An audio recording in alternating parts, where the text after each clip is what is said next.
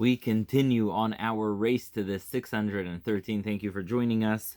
613 Mitzvot commandments. We are using the counting of the Sefer HaChinuch written in Barcelona anonymously. Very popular book. And here we go. We're going to start with Mitzvah 300, which is where we are up to. If you didn't see our previous videos, check them out. Here we go, 300. The mitzvah to rest on the seventh day of Pesach. Mitzvah 301, not to do work on the seventh day of Pesach. 302, the mitzvah of Omer, bringing the barley on the second day of Pesach. And mitzvah 303, not to eat anything new, any wheat that is just arrived until the bringing of the korban of the Omer on the 16th of Nisan. 304, not to eat any kind of roasted grain until that same day, the second day of Pesach, and of course not to eat carmel, which is another kind of level of ripeness of the wheat that you cannot eat until the bringing of the Omer, the second day of Pesach. Mitzvah 306, we love fulfilling the mitzvah of Sfirat Omer, counting of the Omer from Pesach till Shavuot. Mitzvah 307, you bring on the day of Shavuot, once you complete the counting, korban, you bring an offering from the first wheat on Shavuot. Mitzvah 308, resting from work on the Shavuot. 309, not to do work on the day of Shavuot. 310, to rest on the first day of Rosh Hashanah. Well, only one day from the Torah on Rosh Hashanah anyway, so rest on Rosh Hashanah. 311, not to do melacha, not to do any work on the first day of Tishrei, which is Rosh Hashanah. 312, bring a korban musaf, an added korban on Rosh Hashanah. 313, we all do this mitzvah, fasting on the 10th of Tishrei, aka Yom Kippur. 314, bringing a korban musaf on Yom Kippur, an added korban. 350, not to do any work on the 10th of Tishrei, aka Yom Kippur. 316, not to eat or drink on Yom Kippur. 317, do not do any work. Make sure you, a positive commandment, make sure you are resting and not engaging in any work on Yom Kippur. And 318, make sure you're not doing a positive commandment to rest on the first day of Sukkot, the 15th of Tishrei. Mitzvah 390, not to do any melacha, not to do any work on the first day of Sukkot. 320, korban musaf, an added korban on every single day of the days of Sukkot. And 321, the mitzvah of taking off from work on the 8th day of Sukkot, resting from work. Mitzvah 322, an added korban musaf on the 8th day of Sukkot, aka Shmini Atzeret, Shmini 8th day Atzeret. Mitzvah 323, not to do any kind of work on Shmini Atzeret on the 8th day of Sukkot. Mitzvah 324, who doesn't love this mitzvah? The mitzvah of shaking the lulav on Sukkot, which interestingly is only on the first day of Sukkot from the Torah. Mitzvah 325, we all love also. It's the mitzvah of sitting in the sukkah. Mitzvah 326, not to work the land in Israel on the 7th day, aka the sabbatical year, aka the Shemitah year. 327, not to do any work with the trees either on the sabbatical year. 328, not to harvest any bushes or plants or things that grew on their own on the 7th day year on the Shemitah. And Mitzvah 329, the trees do produce fruits, don't collect them on the Shemitah the way you would collect them in any other year. Mitzvah 330, the mitzvah to count the years. Remember, how are you going to know the years if you don't count them to get to the sabbatical? And 331, the mitzvah of blowing the shofar on the Yovo, on the Jubilee. After 7 Shemitahs, you have the mitzvah of the Jubilee at the 50th year. Those words are inscripted on the Liberty Bell in Philadelphia. Mitzvah 332 is the mitzvah of sanctifying the Yovel, that 50th year, the Jubilee year. 333, do not work the land on the Yovel, which ends up being 2 years straight of not working the land, because you have a Shemitah as year 49, and 50 is the Yovel. Mitzvah 334, don't either cut something that just grew on its own on the Yovel. Mitzvah 335, do not collect the trees, the fruit of the trees on the Yovel the way you would do on another year. And Mitzvah 336, the Beit Din should make sure they mediate and judge between a buyer and a seller. Mitzvah 337, do not deceive someone when you're selling to them something. Make sure you give them a fair price.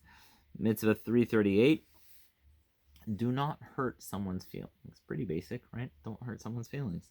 339, do not sell a field in the land of Israel permanently. At the 50th year, it always goes to the original owner.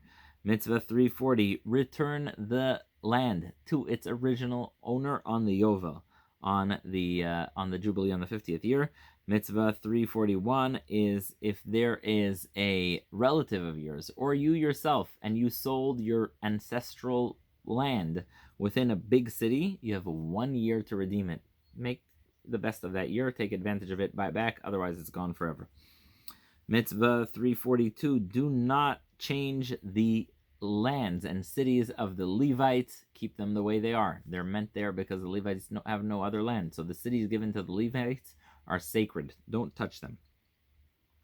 Mitzvah 343, do not lend to another Jew in interest, taking interest. Mitzvah 344, do not work when there's a Eved Ivri, a Hebrew slave, do not work him in slave labor.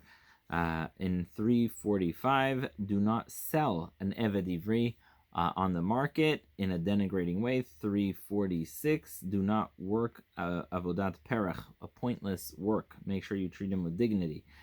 347. Now, by the way, the issue of slavery in Judaism is a very big one. It's a difficult moral issue, and I encourage you to look up the many articles there online, or leave a comment, and I will respond.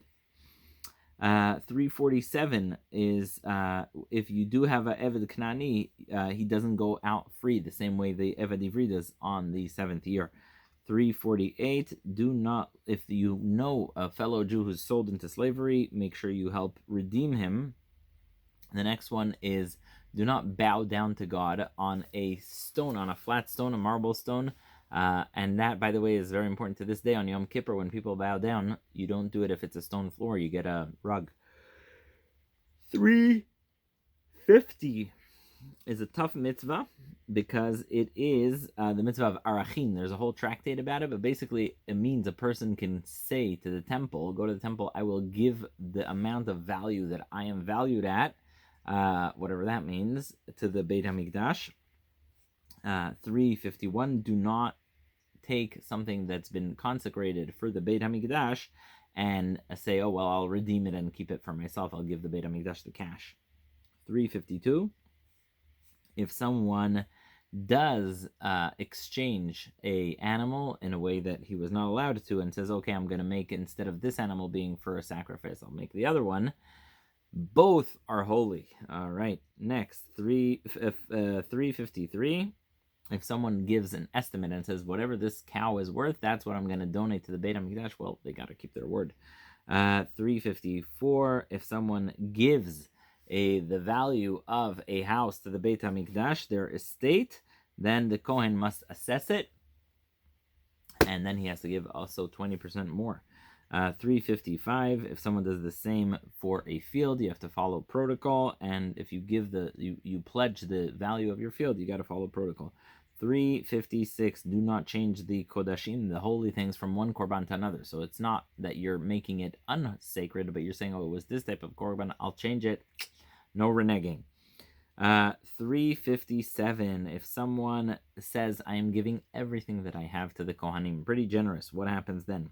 That mitzvah details it.